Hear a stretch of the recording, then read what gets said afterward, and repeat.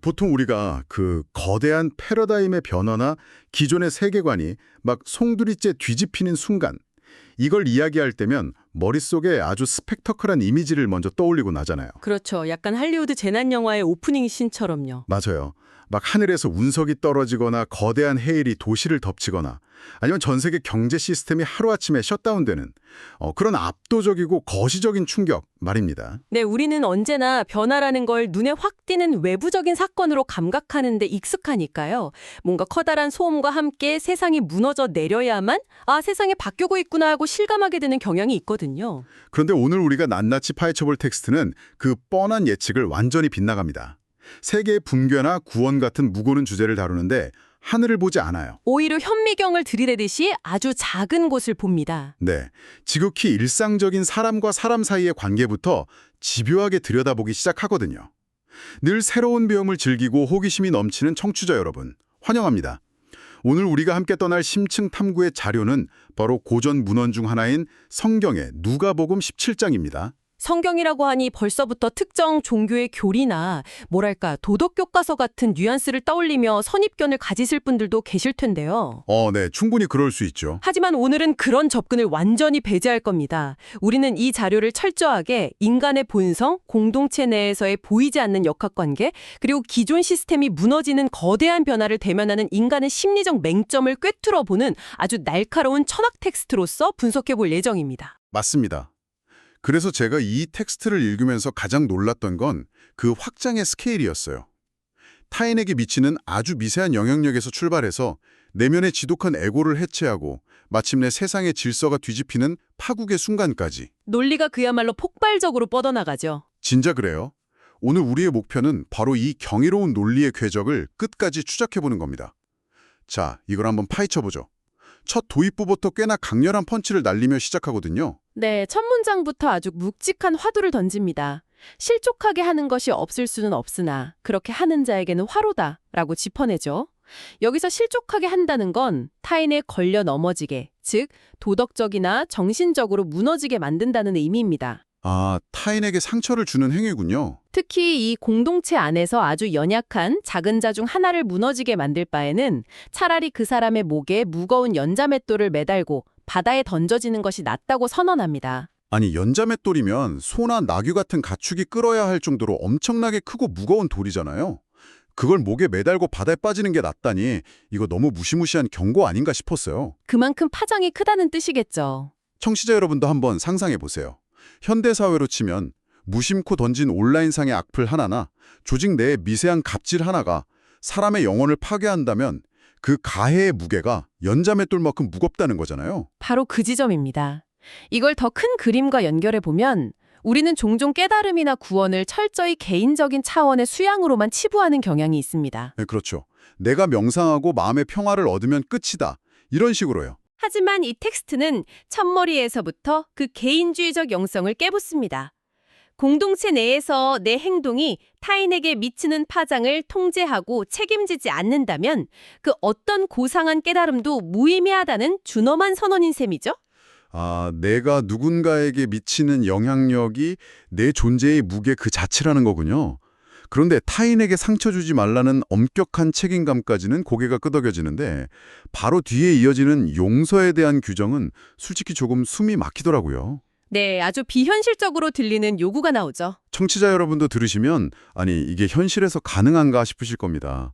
만일 형제가 죄를 짓고 하루에 7번이나 돌아와서 회개한다, 미안하다고 말하면 그 7번을 모두 용서하라는 거예요. 여기서 강한 반발심이 들 수밖에 없습니다. 네, 하루에 똑같은 잘못을 7번이나 반복하고 입으로만 사과하는 사람을 계속 받아주면 현실에선 완전히 호구되는 거 아닙니까?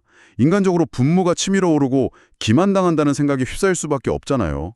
그 억울함이 지극히 자연스러운 인간의 반응이죠. 현대사회는 기본적으로 계약과 상호주의를 바탕으로 돌아가니까요. 선을 넘으면 관계를 끊는 게 합리적이라고 배웁니다. 하지만 여기서 비현실적인 기준을 제시한 이면에는 더 깊은 의도가 숨어 있습니다. 어떤 의도죠?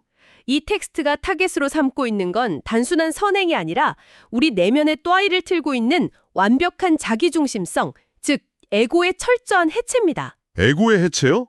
용서가 단순히 착한 행동이 아니라 내 자아를 부수는 과정이라는 건가요? 우리가 용서할 때 내면을 들여다보면 답이 나옵니다.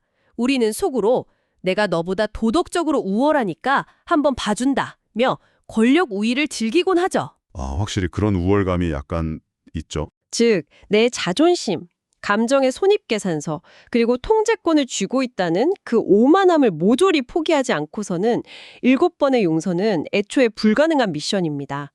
타인을 향한 무한한 용서는 역설적으로 나의 얄팍한 에고를 죽이는 가장 고통스러운 수행인 셈입니다. 아, 진짜 그 설명을 들으니까 제자들이 왜 그 말을 듣자마자 뜬금없이 우리에게 믿음을 더하소서라고 요구했는지 퍼즐이 딱 맞춰지네요. 본능적으로 감당이 안 된다는 걸 깨달은 거죠. 네, 그 엄청난 기준을 마주하니까 현재의 도덕적 그릇으로는 도저히 안 되겠다 싶어서 마치 배터리 용량 늘리듯이 믿음의 양을 팍팍 좀 늘려달라고 SOS를 친 거네요. 그렇습니다. 제자들은 여전히 양적인 사고방식에 머물러 있었던 겁니다. 내 인내심이 10이라면 이걸 100으로 늘려주면 해내겠습니다. 이런 식의 접근이었죠. 그런데 거기서 돌아오는 답변이 진짜 압권입니다. 제자들의 그 양적인 접근을 단번에 무너뜨리거든요. 너희에게 겨자씨 하나일 만한 믿음이 있었더라면 이 뽕나무도로 뿌리가 뽑혀 바다에 심기어라 하였을 것이요 그것이 순종하였으리라. 네, 아주 유명한 구절이죠. 저는 이 대목을 읽으면서 엉뚱하게도 현대 생명공학의 핵심인 크리스퍼 유전자 가입 기술이 떠올랐어요. 크리스퍼 기술이요? 그 최첨단 과학 기술이 이 고대 텍스트랑 어떻게 연결되는지 진짜 궁금하네요. 예전에 품종 개량할 때는 무식하게 방사선을 쬐거나 끝없는 교배로 엄청난 양의 시간과 에너지를 쏟아부었잖아요. 그런데 크리스퍼 기술은 아주 미세한, 눈에 보이지도 않는 타겟 유전자 단 하나만 정확하게 찾아내서 싹둑 자르고 교체하죠. 양은 아주 미미하지만 본질을 바꾼다는 거군요. 맞아요. 본질적인 코드를 건드리니까 생명체의 특성이 통째로 변해버립니다. 겨자씨 하나의 믿음도 이런 거 아닐까요? 믿음의 양을 늘리는 게 아니라 아주 작더라도 나의 에고라는 핵심 코드를 정확히 찌르고 들어가는 인식의 전환이 일어난다면 뽕나무가 바다에 심기는 기적 같은 재구성을 만들어낸다는 의미로 다가왔어요. 크리스퍼 비유를 가져오니까 이야기가 훨씬 선명해지네요. 사실 그게 이 텍스트가 말하려는 핵심입니다. 믿음은 은행 잔고처럼 양을 불려나가는 게 아닙니다. 내가 세계를 인식하는 방식, 나와 타인을 연결하는 코드 자체를 완전히 재편하는 질적인 도약이죠. 생명력과 본질을 꿰뚫는 정확한 방향성만 있다면 충분하다는 겁니다. 진짜 대단한 통찰이네요. 그리고 이렇게 무한히 용서하며 에고를 부수라는 가르침은 바로 이어지는 무익한 종의 비유에서 그 서늘한 절정을 맞이합니다. 와, 저는 솔직히 이 무익한 종 파트를 읽을 때 현대인 관점에서는 진짜 너무 불편하고 가혹하다고 느꼈어요. 그럴 수밖에 없죠. 청취자 여러분, 상황이 이렇습니다. 종이 하루 종일 떼약볕에서 밭 갈고 양치다가 녹초가 돼서 돌아왔어요. 상식적으로 주인이 수고했다, 밥부터 먹어라 해야 맞잖아요. 네, 그게 인지상정이죠. 근데 주인은 오히려 내 저녁 식사부터 차려라, 시중을 다 들고 넌 그 후에 먹어라 라고 명령합니다. 심지어 종은 그 야근과 추가 노동을 다 끝내고도 우리는 무익한 종이라 마땅히 해야 할 일을 한 것뿐입니다 라고 말해야 한대요. 아니, 이건 초과근무 수당 미지급에 극악무도한 가스라이팅 아닌가요? 보상을 당당하게 요구하는 게 자본주의의 상식인데 말이죠. 현대의 노동법 관점으로 보면 당연히 거부감이 들죠. 하지만 이건 노사관계 지침서가 아닙니다. 아까 말씀드린 에고의 해체를 완성하기 위한 극단적인 사고 실험에 가깝습니다. 우리가 선행이나 의무를 다할 때 마음속 깊은 곳에는 항상 청구서가 존재합니다. 아, 내가 이만큼 희생했으니 합당한 보상을 줘라 이런 거요? 그렇죠. 최소한 인정과 칭찬이라도 해야 한다는 보상 심리죠. 맞아요. 하다못해 SNS에 좋은 일 한 거 올리고 좋아요라도 받아야 직성이 풀리는 게 솔직한 본성이잖아요. 그렇습니다. 하지만 이 비유는 그 거래적 세계관 자체를 산산조각 내버립니다. 내가 어떤 행위를 했다고 해서 그것을 무기로 대가를 요구할 권리가 생긴 건 아니라는 무서운 통찰이죠. 영수증을 기대하는 순간 그건 다시 거대한 에고의 덩어리가 되니까요. 권리를 주장하지 않고 묵묵히 의무에 몰입하는 상태를 요구하는 겁니다. 세상에, 내미는 모든 청구서를 갈기갈기 찢어버려야 진짜 자유와 깨달음을 얻는다는 거군요. 근데 이 논리가 진짜 치밀한 게 곧바로 이어지는 이야기에서는 상황이 180도 뒤집힙니다. 이 부분이 진짜 흥미로운데요. 방금 전까지는 보상을 바라지 말라고 했죠? 네, 그래놓고 다음 장면에서는 엄청난 은혜와 기적을 보상으로 받고도 가장 기본적이고 당연한 의무인 감사조차 잊어버린 사람들 이야기를 무대 위로 끌어올리거든요. 아주 절묘한 대비죠. 권리만 주장하고 의무를 잊은 인간 군상. 바로 유명한 10명의 나병 환자 이야기입니다. 예수 일행이 지나갈 때 나병 환자 10명이 멀찍이서 불쌍히 여겨달라고 외칩니다. 예수가 가서 제사장들에게 몸을 보이라고 지시했는데 가는 길에 10명 모두 병이 깨끗하게 나는 기적을 겪고요. 죽음의 문턱에서 삶을 통째로 돌려받은 구원의 순간이었죠. 그런데 여기서 진짜 씁쓸한 반전이 일어납니다. 큰 소리로 하나님께 영광을 돌리며 돌아와 엎드려 감사한 사람은 단 한 명뿐이었어요. 심지어 텍스트는 그 한 명이 주류 유대인이 아니라 사마리아 사람, 즉 이방인이었다는 사실을 예리하게 콕 집어냅니다. 당시 유대 사회에서 멸시받던 아웃사이더였죠. 청취자 여러분, 상황의 아이러니가 느껴지시나요? 비유하자면 여러분이 10명의 지인들 파산 빚을 다 갚아줬는데 친하던 9명은 입싹 닫고 메시지 하나 안 보내는 거예요. 그런데 평소에 겉돌던 낯선 동네 이웃 한 명만 진심으로 고맙다고 눈물을 흘리며 롤케이크 사들고 찾아온 상황인 겁니다. 이 9명은 대체 왜 그냥 가버렸을까요? 사이코패스인가요? 흥미롭게도 그들이 특별히 악인이라서가 아닙니다. 그들은 단지 자신들이 속한 사회의 시스템과 규칙에 너무나 맹목적으로 순응했을 뿐이에요. 완치 판정을 받으려면 제사장에게 가야 한다는 율법적 절차, 그 목적만이 머릿속에 가득했던 겁니다. 아, 기적을 경험하고도 그 기적의 근원에는 감격하지 못하고 행정적인 절차에만 매몰된 거군요. 정확한 지적입니다. 시스템만 바라본 거죠.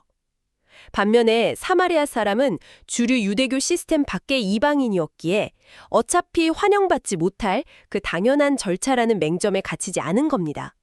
그래서 생명의 기적이 예수에게서 비롯되었다는 본질을 직관적으로 꿰뚫어 본 거죠. 와, 변방의 아웃사이더가 주류 사회의 맹점을 통찰한다는 거네요. 당연함에 젖어 있으면 진짜 중요한 걸 못 본다는 뜻이군요. 그 아홉은 어디 있느냐는 탄식도 단순히 서운해서가 아니라 시스템에 눈이 먼 주류 사회 전체를 향한 일침이었네요. 여기서 진리가 대체 어디에 있는가에 대한 시점에 대전환이 일어납니다. 이방인은 구원을 저 멀리 있는 거대한 성전이 아니라 먼지 나는 길바닥 바로 눈앞의 현실에서 발견했으니까요. 이건 아주 자연스럽게 다음 질문으로 연결됩니다. 바리새인들이 찾아와서 하나님의 나라가 어느 때에 임하냐고 묻거든요. 아, 드디어 미시적인 개인의 이야기에서 벗어나 거시적인 질문이 등장했군요. 거대한 구원의 나라가 대체 언제, 어떤 징조를 보이며 나타나느냐. 근데 여기서 돌아온 대답이 그들의 기대를 또 한 번 산산조각 냅니다. 하나님의 나라는 볼 수 있게 임하는 것이 아니요 너희 안에 있느니라. 네. 내면 혹은 너희들 사이에 이미 존재한다는 폭탄 선언이죠. 바리새인들의 질문은 앞선 9명의 나병 환자들과 똑같은 오류를 범하고 있습니다. 눈에 보이는 스펙타클한 물리적 징조만 쫓고 있던 겁니다. 진짜 혁명은 세상을 인식하는 내면에서 이미 고요하게 시작되었다는 뜻이죠. 그래서 이게 대체 무슨 의미일까요? 내면의 고요함을 강조해놓고서는 그 직후의 분위기가 공포영화급으로 급반전되잖아요. 갑자기 번개가 번쩍이는 것처럼 파국의 날이 예측 불가능하게 들이닥칠 거라고 경고하거든요. 네, 노아의 때와 롯의 때를 스크린 위로 소환하죠. 청취자 여러분, 여기서 이상한 점 못 느끼셨나요? 노아나 롯의 때에 멸망당한 사람들이 한 행동이 뭐냐면요. 먹고 마시고 장가 들고 물건 사고 팔고 집 짓는 거였대요. 아니, 가만히 생각해 보세요. 이 사람들이 범죄를 저질렀다는 게 아니잖아요. 네, 지극히 평범한 일상이죠. 지금 이 순간에도 우리 모두가 매일 하는 평범한 일상이잖아요. 평범하게 사는 게 죄라는 건가요? 여기서 아주 중요한 질문이 제기되는데요. 많은 사람들이 혼란스러워하는 대목입니다. 하지만 일상 자체가 악하다고 정죄하는 게 절대 아닙니다. 여기서 비판의 도마 위에 오르는 건 거대한 패러다임의 변화가 코앞에 닥쳤는데도 오직 당장 눈앞의 경제활동과 생존에만 매몰되어 하늘의 먹구름을 보지 못하는 지독한 무감각입니다. 아, 세상 룰이 바뀌고 있는데 어제 산 주식 차트만 쳐다보고 있는 꼴이군요. 배 밑바닥에 구멍이 나서 물이 차오르는 타이타닉호 1등실에서 오늘 스테이크 굽기가 어떠니 하며 견고한 일상에 취해 있는 것과 같습니다. 평범한 일상은 때로는 눈을 가리는 가장 강력한 마취제입니다. 거시적인 붕괴를 인지하지 못하게 만드는 맹목적인 성실함이 진짜 원인이라는 철학적 진단이죠. 일상이 마취제가 된다. 가슴을 찌르네요. 그러면서 단호한 생존 매뉴얼을 하더라죠. 지붕이나 밭에 있으면 물건 가지러 뒤돌아보지 말라.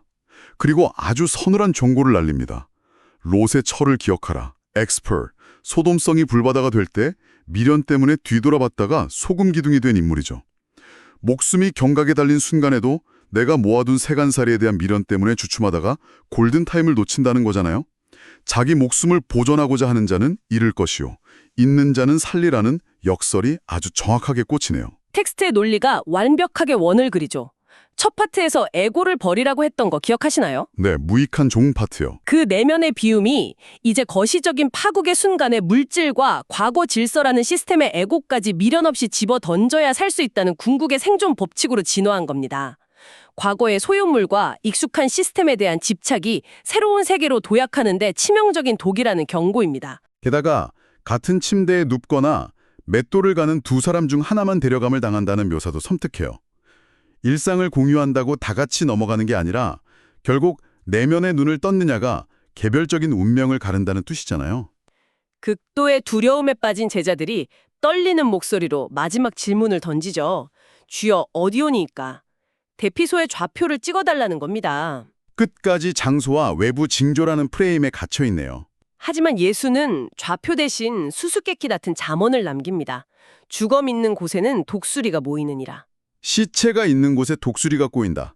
이 섬뜩한 마지막 문장의 진의가 뭘까요? 차가운 자연의 이치입니다.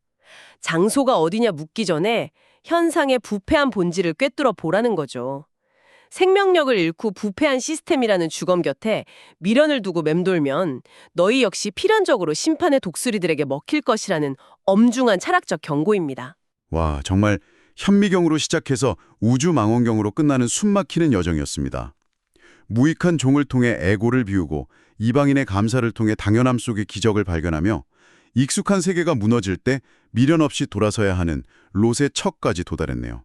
이 텍스트가 단순한 도덕 에피소드가 아니라는 걸 청취자 여러분도 느끼셨을 겁니다. 낡은 시스템을 벗어던지고 완전히 새로운 차원으로 도약하기 위해 반드시 거쳐야 하는 처절한 깨달음의 로드맵인 것이죠. 그렇습니다.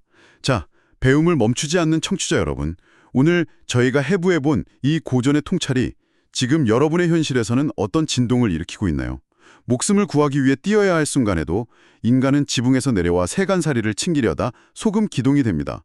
일상의 관성에 취해 배에 물이 차는 것도 모른 채 저녁 메뉴를 고민하죠. 철학적 지식은 우리의 구체적인 현실과 충돌하며 질문을 던질 때 진짜 힘을 발휘합니다.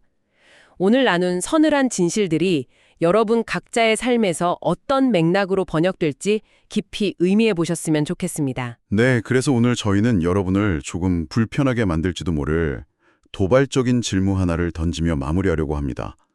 지금 세상의 패러다임이 번개처럼 번쩍이며 변하고 있는 이 순간, 여러분이 결코 포기하지 못하고 자꾸만 뒤돌아보게 만드는 여러분만의 집안의 세간살이나 밭에 두고 온 겉옷은 무엇입니까?